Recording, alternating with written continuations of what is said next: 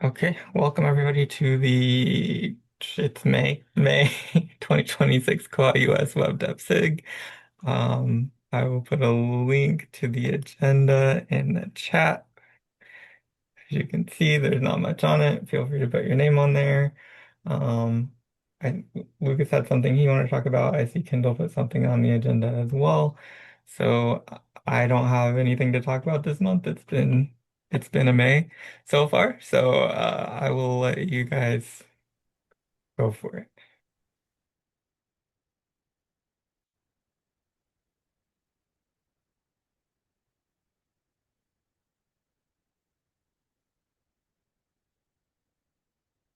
Okay, well, what I put on there was bug 38365.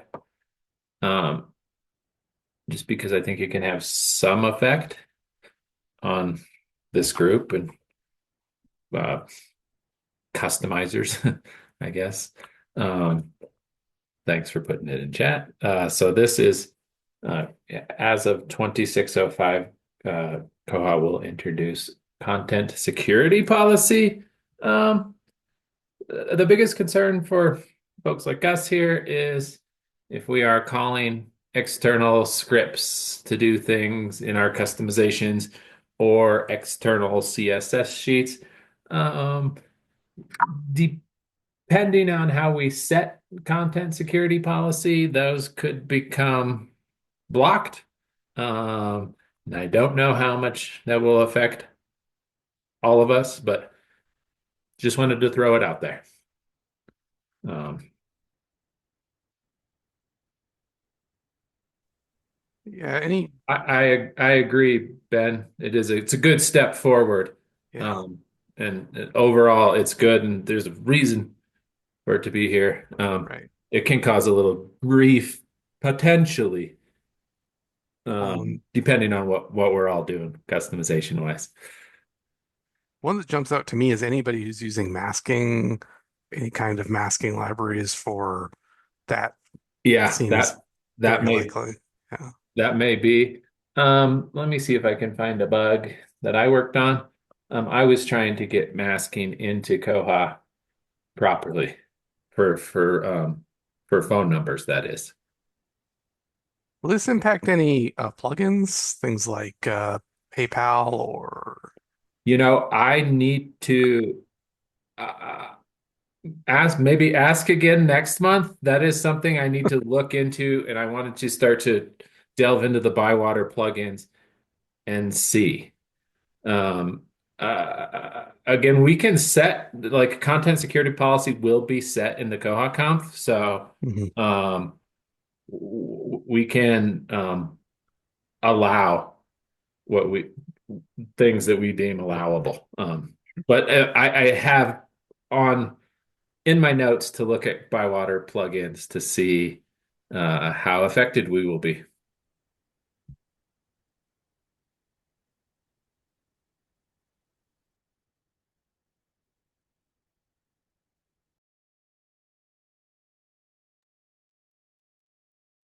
So, for example, if I have a OPAC custom page and I'm calling the data tables library, is that gonna break? That might be an exact yes, that might be a good example of something that would break. Um, And Now if I that should want be that fixed to work, I think in Koha ultimately in that there should be no reason for you to have to call data tables when we have that asset in Koha. and I think there's a bug. I had that out last month. Let me see if I can find it again. Some years ago when we were self-hosted, I did a roll your own content security policy, and I have a list somewhere of because we just had set content security policy to audit for a couple of months or Apache to audit for a couple of months. So I think I have a list somewhere of everything we were calling. Be a few years old, but it might be helpful if people want it.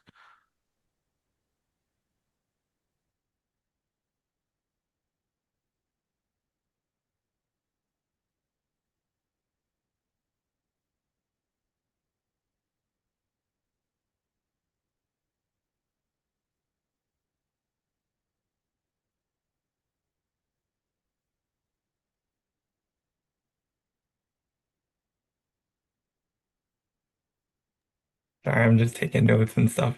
I'm gonna put the agenda in the chat again for the people that came in late. Feel free to add to it.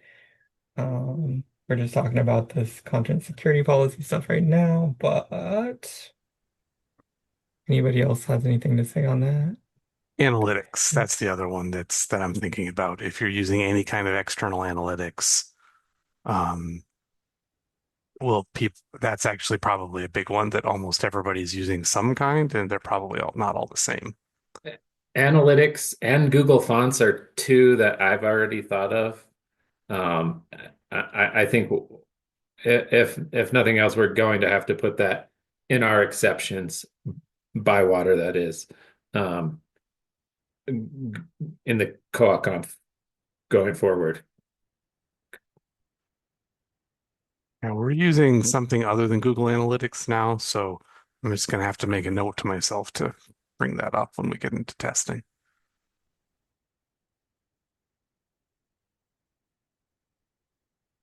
I think I imported like bootstrap icons or something to like an external bootstrap thing on one of my report templates. So I guess I could just go back to using font awesome for that. I'm using data tables on custom pages.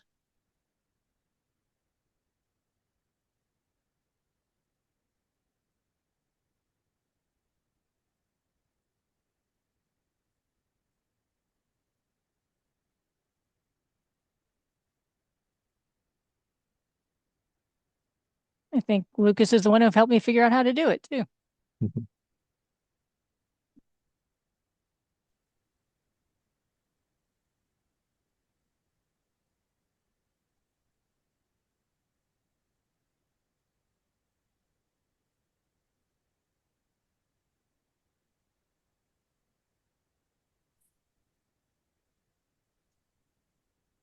And thanks for putting that in chat, Ben. I will go ahead and add that to the notes as well. As I said, it's old, but I think it at least should jog people on what they might be using.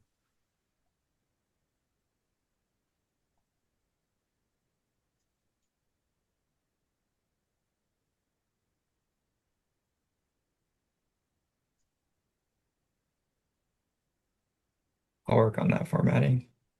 Okay. Any other discussion on that, or do we want to move on to Kindle?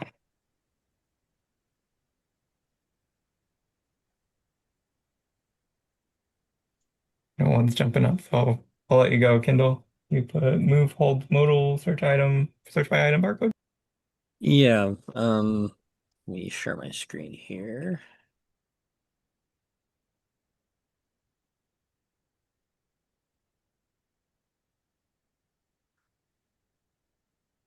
Okay, so yesterday we were looking at the new hold stuff because we just got updated to 2511. And when we were testing out the move holds modal, so to get there, you would just go to your bib page, go to holds, and then down here you check, and then say move selected. This modal right here. For our library, the most likely use case for this would be as we're checking holds in. And so having to go look up the biblio number was an extra step for the book that you already have sitting in your hand. So we ended up adding a little bit of code in here that lets us nope.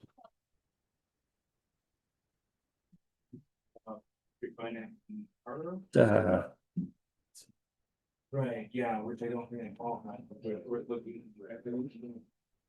Hijack the box here for just a second. So we have the book in our hand, simulate a scan here, and it will go find the biblio number for us. So then when you hit search, you're ready to go to move the hold over to the other item or the other bib record. So then when you check it in again, it triggers the holds and you're able to continue with your workflow.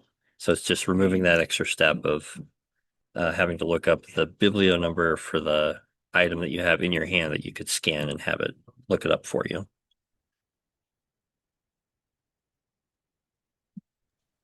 Yeah, right. Yeah, that's exactly. That's Yeah. excellent. Might want to steal that.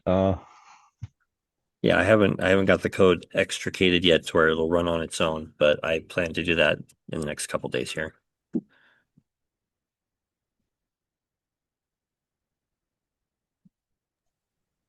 funny, a lot of these new features that my organization was pushing for, like the hyperholds and that are coming, and this stuff that we were waiting for, we have barely had a chance to test most of it. Yeah, we just barely got to it yesterday, and we've been updated for 3 weeks, 4 weeks, something like that. But yeah, that was one that was like, okay, this is helpful, but we can make it a little bit more helpful. So I'll put that in my repo once I get it pulled out to where it runs on its own.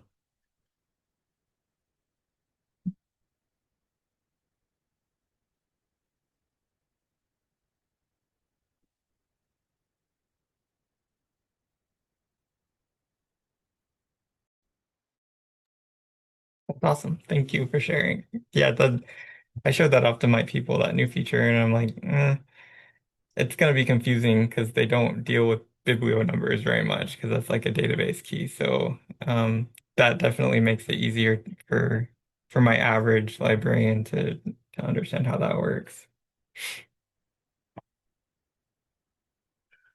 I see Lucas put a bug in the chat.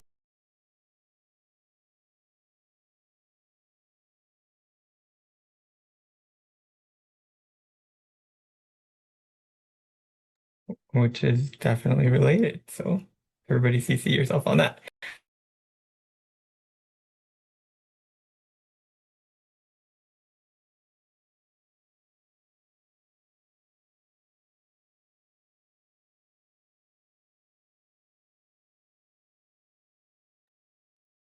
Okay, I lost track of my notes. Put that in there too. What else do we want to talk about today? I have a question about Sure. that same thing. But is there going to be something where you can add where you can see the book title and author and item type or something to make sure that you're getting the right biblio number and not mistyping it in?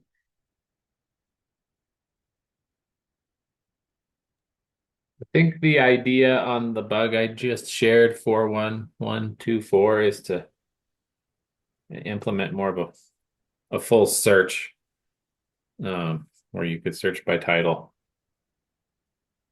and return results, then entering bib numbers and barcodes.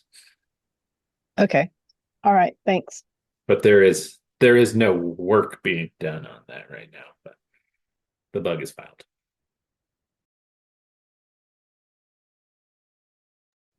Yeah, I'll post my code on there once I get it finished. That's spurred some movement on other bugs that I've done some work on.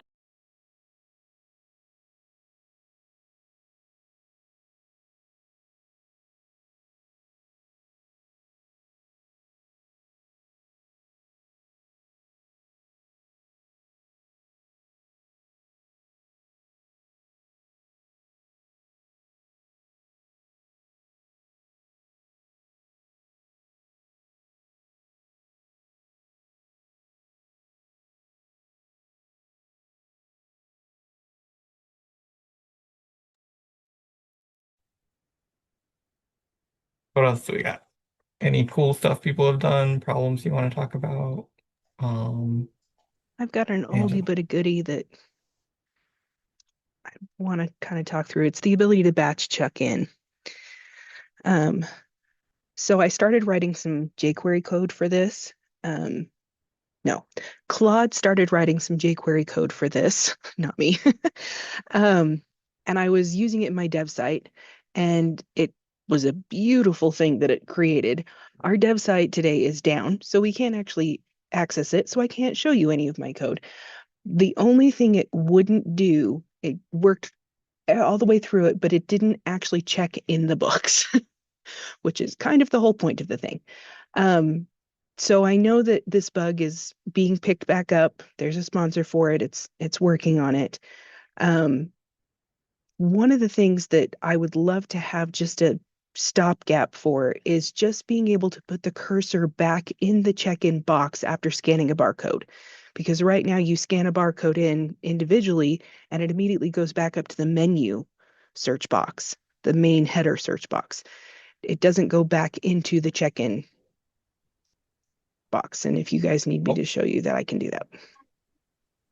There you can do a jQuery focus on the check-in box at the end of your function. That should do it. Okay, I just haven't put it together yet. I wondered if anybody had that I could just steal it really quickly. But if not, I can go ahead and do it.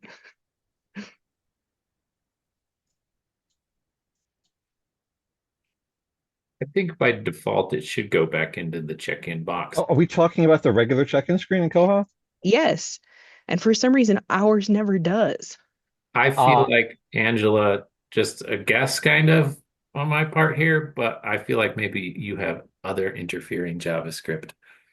Okay. Or so I had something similar. I actually went to a library to fix it. The browser was running like a security plugin that was just not allowing the autofocus on page load. And as soon as I shut that off or cleared the cache on that, it started working. So, but probably something else, yeah, whether it be a browser plugin or some other JavaScript. Okay, it should be doing that for all the like check in, check out, etc. Okay, I will go through some of my other scripts that I found and see if I can find the culprit.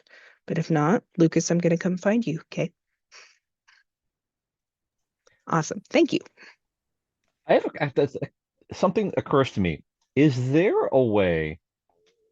I think there's something in Aspen for this, but is there a way to load a page in Koha without any of the JavaScript, like for debugging? Like a parameter you can throw in? What is There's a that? bookmarklet I use that you can just click that disables it all. I think somebody actually presented here about a link to.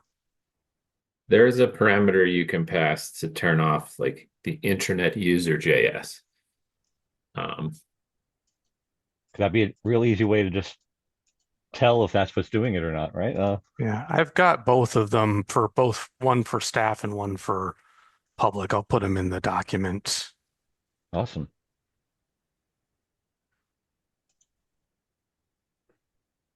There's a thingy coming in 2605 that's adding that natively, like the little debug guy up in the top right corner.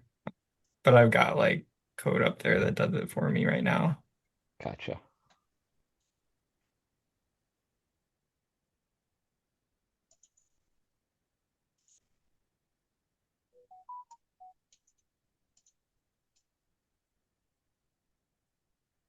So that's the bookmarklet I use for staff interface. I just pop that in my address bar. I'll put it in the agenda here too. Huh.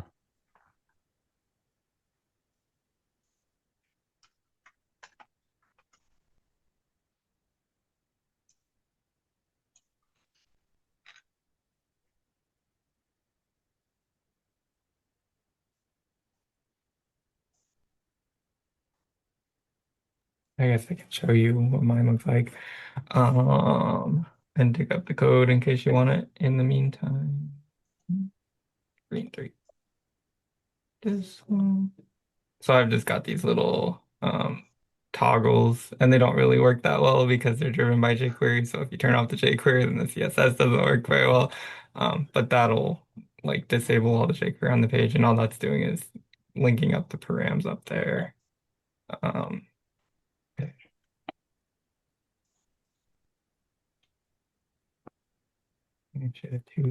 User. There we go.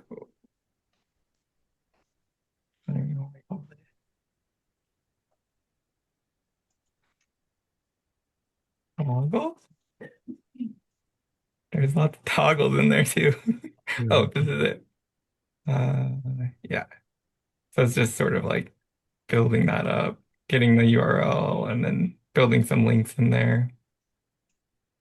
So I'll paste that into the agenda. And it's also, I have it set so it only super librarians use it or can see it. It checks to see that you're a super librarian, otherwise you don't see it at all.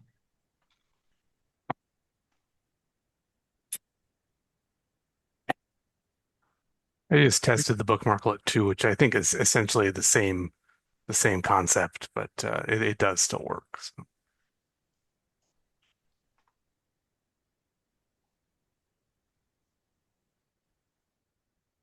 Nice.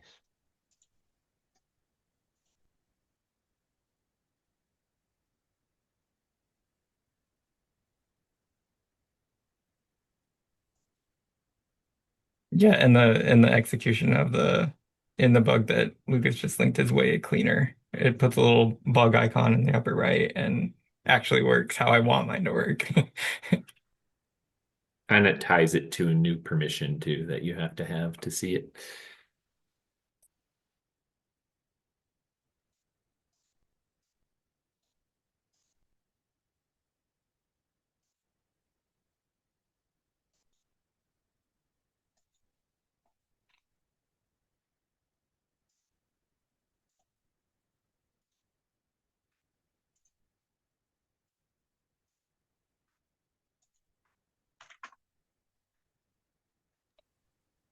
What else?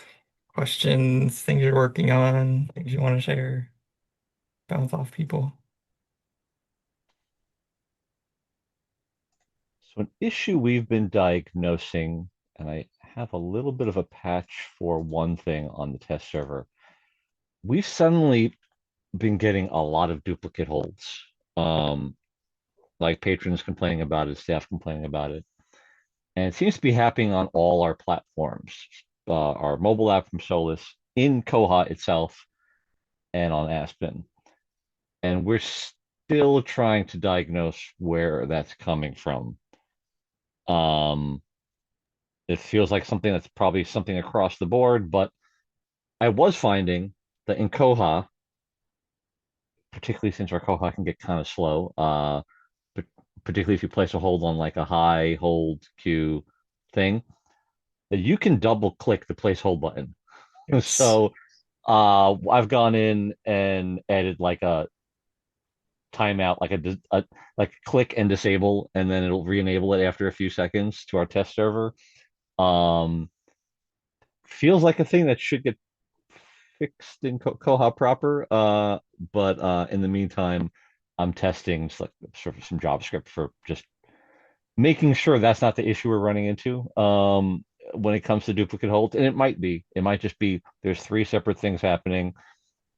Our mobile app is probably related to the hold taking too long to process, and when the page reloads, patrons don't see that the hold has been placed yet, and so they place it again. In Aspen, I have no idea. I haven't been able to replicate the duplicate holds in Aspen, but yeah, in Koha, I found that there's probably a lot of areas where you can double click certain things Yeah. accidentally. That probably gonna go through and try to patch. I think I added another patch for reports as well, because even though you only see the report run once, I think it can still run the query multiple times, or at least twice. The API also will not always enforce or check. So that's what we've seen that with cancellations. Somebody will cancel a hold multiple times. Mm, If the API is used, it doesn't always prevent them. So gotcha. that Yeah. may be what's happening in Aspen and the mobile app.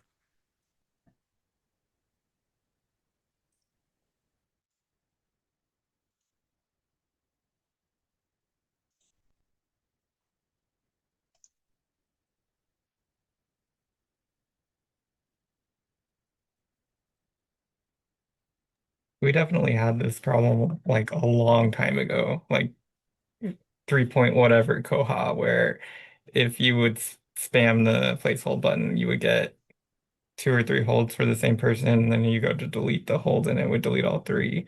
And I know that there was worked on at that point on it, but I think that it's still a problem. There's still a bug. This really old Yeah. 7556 is out there. So Interestingly, I can't seem to quite get more than two holds, no matter how fast I click. something is preventing me from sneaking a third in there, but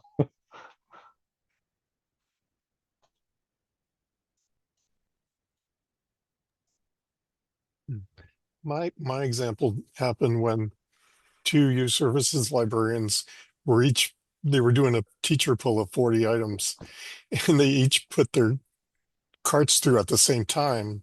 So I was looking into that, whether the system was slow and somebody decided to click again or something. So hmm. anyway, it happens.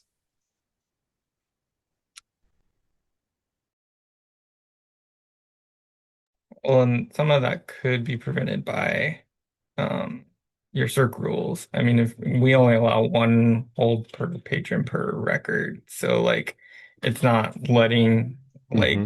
like slightly offset holds being placed to overlap each other. But if you're allowing more than one hold on the same bib record, then like you could potentially put that card on hold 3 or 4 times and get 3 or 4 holds for the same thing.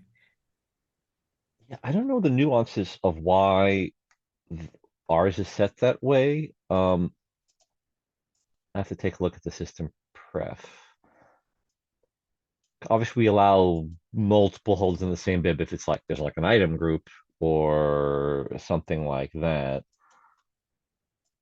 Or I don't know how much. I don't think we allow item level holds for patrons anyway, outside of item groups. But we'll check in on that.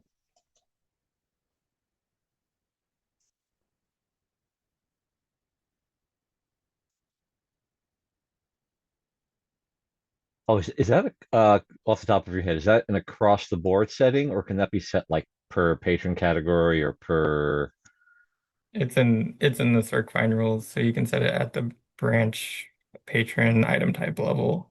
Let me take a look. I'll ask our sysadmin if that's something we've reviewed. It's like over towards the far right on that giant circ find table. Um, that's all emitting.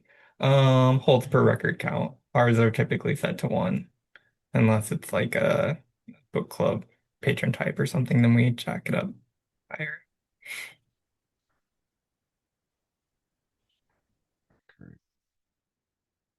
Okay.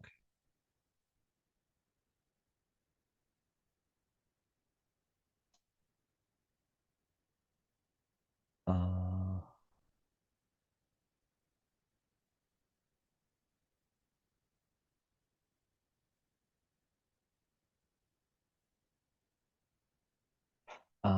we don't do really much in the way of circ, like the towards the top circ rules pull per patron category. I think our system didn't want to deal with that, but we probably could override that for this. Like it might just be set that way so our staff can do like book club holds and stuff. But maybe if we add an overarching circ rule, we can finagle something with that. I'll talk to him about it.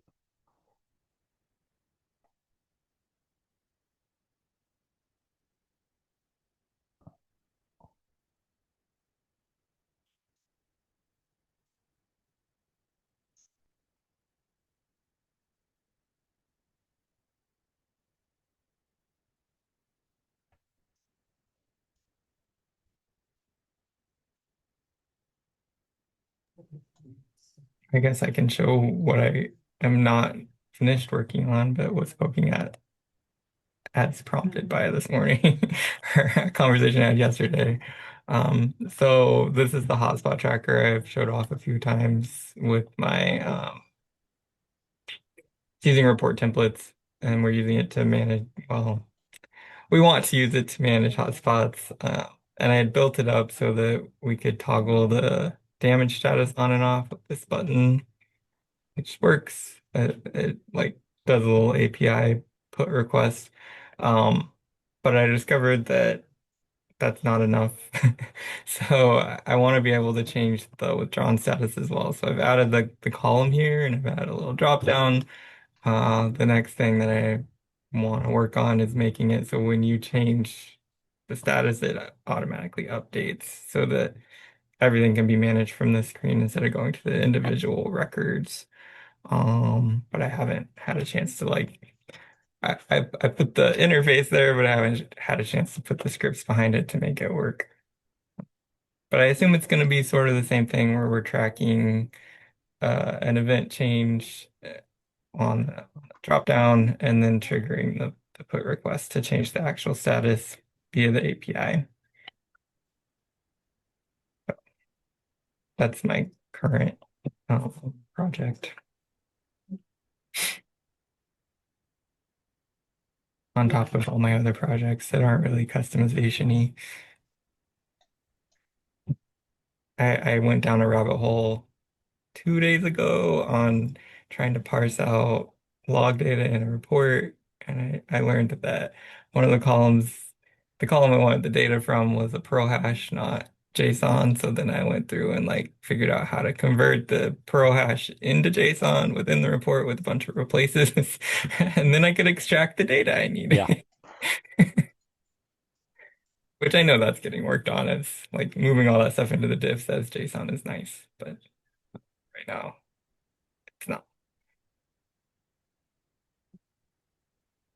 But I figured I could talk about that. I'm doing oh, that's what I thought about this earlier and forgot we didn't do announcements again. Koha-US conference is in August. I'm doing a presentation on SQL and then we're gonna workshop a little. So I figured that would be one of the things I could talk about during my presentation is how to use replace ad nauseum to make the data look how you want it. Yeah. There's lots of okay, that's good news. Thank you. Uh, it seems like there's a lot of like really good, cool stuff coming in 2605. You want to talk about that at all? Anything you're excited about, Lucas? Well, like I said, there's several bugs I got worked on to make the action logs diff column much easier for human beings to read. So that'll be nice. Something big that just got pushed, looking for the bug number the other day, is bug 3776.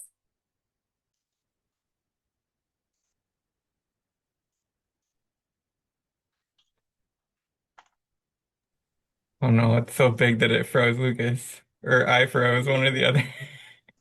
Yeah, he's frozen here too. Okay. Give it a second. Fill some time. I'll say conference registrations should be open before the end of next week. Fingers crossed. We're getting it together.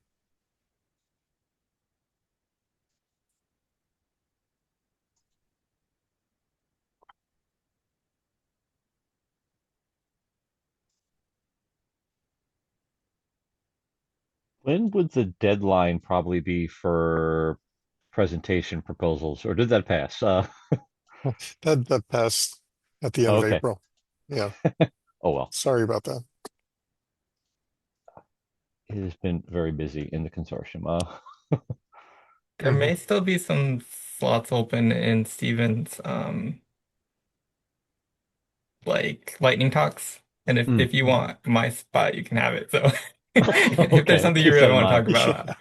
about. We haven't even decided who's going. Like I'm pretty sure we're not sending anyone to AspenCon, but as far as koha-US, like I went last year and our director, but I don't know if our sysadmin is going to want to go this year. I don't know if we have the budget to send all three of us, so we'll have to see.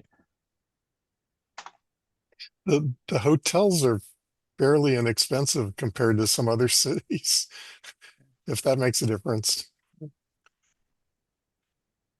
I'll be discussing that in the next couple weeks, conferences for the rest of the year. Yeah. Oh, here's Lucas. We got 3776 and then I'm you sorry, disappeared. I have some storms and wind in the area today. My internet keeps going out, so my apologies. I was No about to worries. say 37762, which was a big push. lately to expand ILL to allow supplying and lending agency workflows. I can't speak eloquently about this because I don't know much about the ILL process, but I'm told people are excited. Yes, I did test that, and we are excited. It's just the lending side right now. The borrowing side is next on the list for this. But it basically builds in the ISO 18626 protocols. So, in a nutshell, it's letting Koha talk to external systems more easily. It's like letting Koha speak the language of other ILL systems, which makes it um, a powerful tool and could possibly replace some of the more expensive softwares that we're using for statewide sharing. And it also would make it easier for us to like connect with other Koha systems. Like I could connect with Georgia's system for ILL, but we'd still be our own silos because we can speak the same language. When you say expensive ILL systems, what do you mean? We're Like, using we're using AutoGraphics. okay. Share it right now as our statewide ILL platform. So how would this Likewise. replace Share It? It could make Koha the aggregator, Ah, basically. okay. There's still a lot of work to be done to make Right. it to bring it to up to the level of replacing Share It, but this is like a first step. That almost seems like a whole separate product.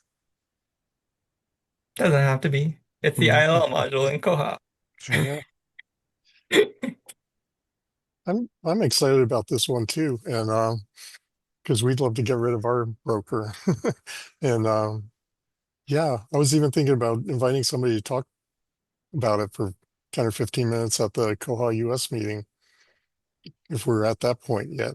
But so anyway, just putting that out there.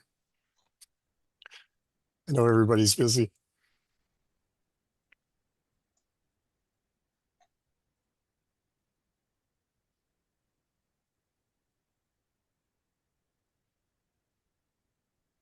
Hmm.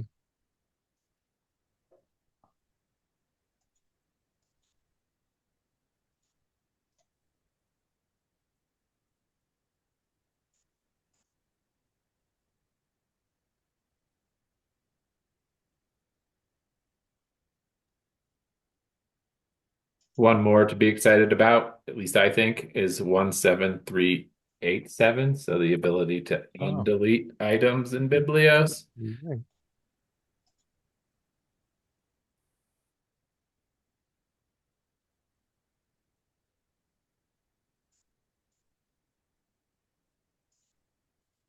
That's cool. That's what we were used to on our previous iOS. So having that ability back would be awesome.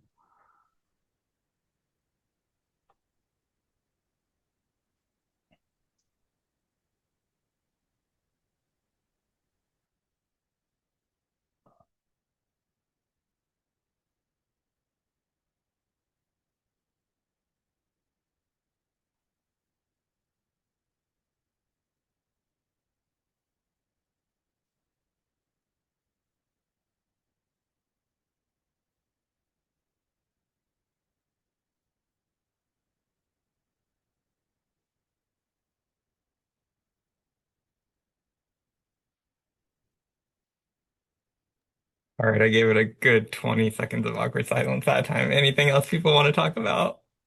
Or we covered 40 minutes. I think that's pretty good for a meeting if there's nothing else.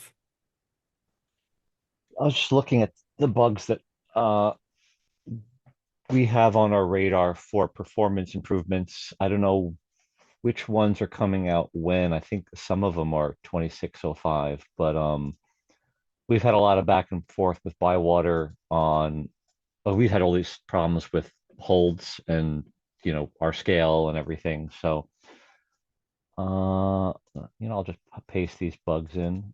I just have the numbers, not the links. Actually, maybe me make links for them. Well, I'm just gonna paste the numbers in. It's quicker. And those are just all performance improvement things.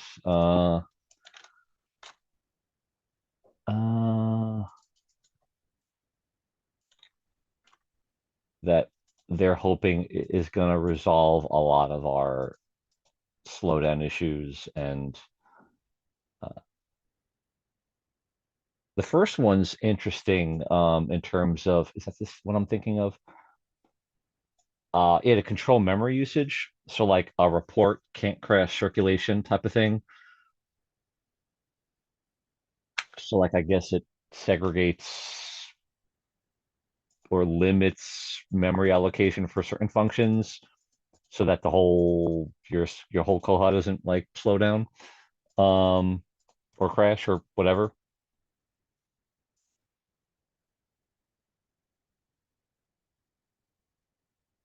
Because we were definitely having some issues with someone running a report that maybe wasn't optimized, and all of a sudden circulation slows down.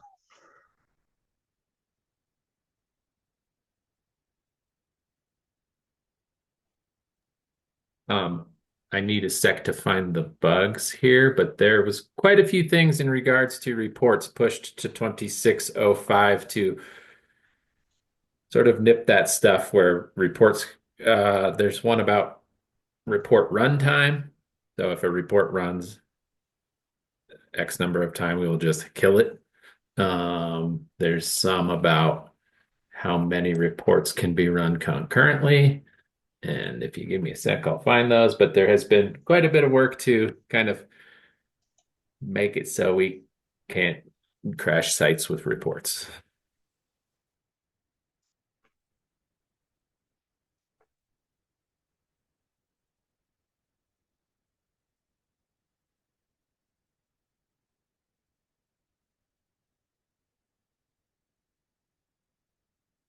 While back, I'd asked Bywater about giving our metabase access to see the running processes in our koha, but since like it's technically a shared database environment, like they couldn't manage that. I wanted to set up an alert in metabase for like when a report is running for too long, but metabase has its own user that can only see, which I guess isn't like an admin user. They can only see the processes that it's running. So I can't see when like there's a long running report via metabase just because of permissions. It seems to be like a thing that I was asking if they could set up like a view that would work that way, but no dice. It is interesting if you are running a report in Metabase, you can kill it too, the process. Metabase will allow you to kill process number. But again, it's only stuff that Metabase is running anyway. So it's not like you can stop a Koha process from running. So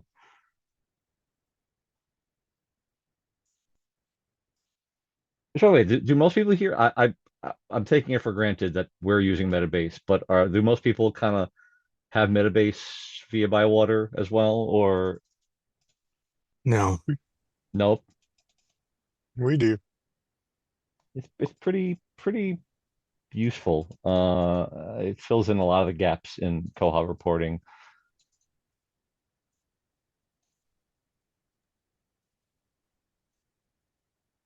Ah, Yeah, we've barely scratched the surface because of other projects. So I get that. yeah, yeah. I mostly use it when I just need to see what's in a table. What's going on in the message queue today? It's just, or I need to look at the old reserves and I just, without having to create a whole report, just to Yeah, browse and filter through a table. It's so useful for that. It does it's also nights of pretty fancy reports too, but I love it for just being able to browse the data.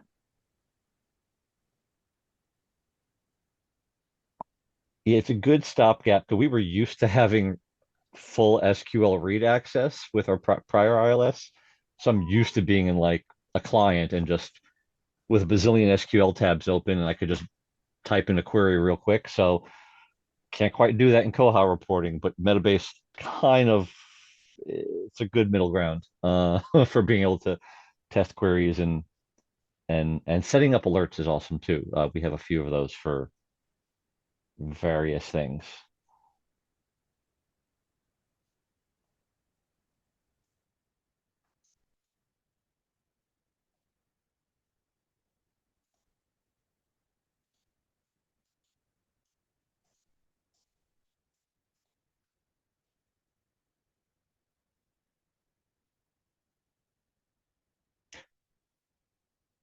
Nope, this is not the place to ask that question.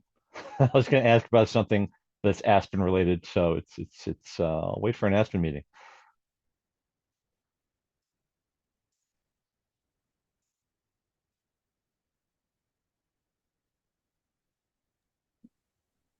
Let's catch up on the chat. I see Juliet put in the bug about limiting reports by the library. That one.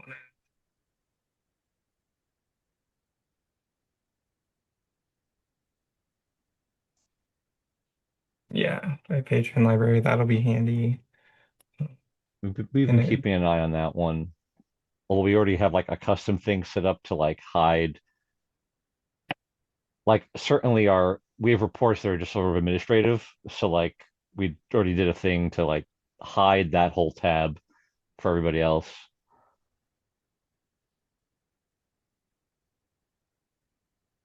mine are just a mess, so this will help me. I am Yeah. I am one report away from having 1,000 reports, and Oh, that's a wow. project for someone else to clean up when I get more help. Uh, let's see. And then, oh, Angela found her culprit for why she was losing focus in the check-in tab. So that's good. Cool.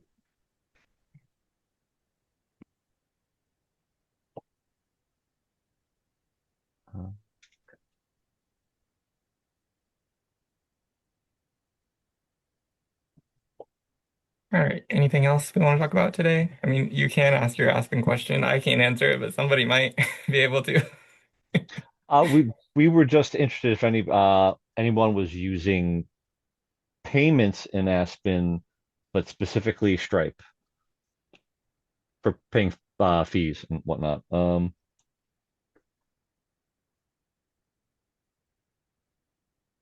Yeah. Doesn't look We'll like ask at a it. different meeting. Yeah.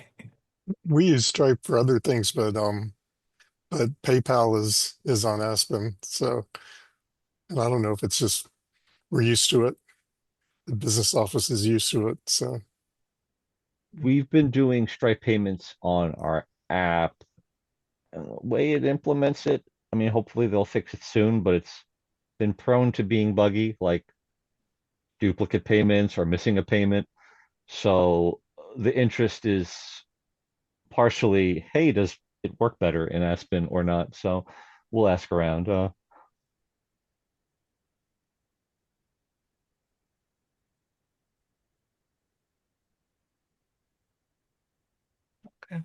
Well, and if anybody is watching this recording later and is using Stripe and Aspen, reach out to Mike. That's my plug. I All right. Anything else you guys want to talk about today? I just have my code cleaned up, so it'll be on my GitHub repo. Awesome. Okay. I guess I can remind everybody about multitasking and how bad I am at it. Uh, the shared resources page that we put out on the wiki is an easy way to get to Kendall's repo. And if you have things you would like to share, repos, custom stuff you've done, feel free to put it out there on the wiki so everybody can make use of it. And I think with that, we'll go ahead and call it. Our next meeting is June 18th. It's same time, so third Thursday. I see that I duplicated the agenda and put Lucas's thing on there.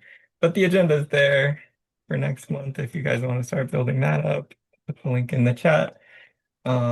Otherwise, we'll just do the same thing we did this month. So thanks everybody for coming, and we'll see you in a month, if not before. Take care.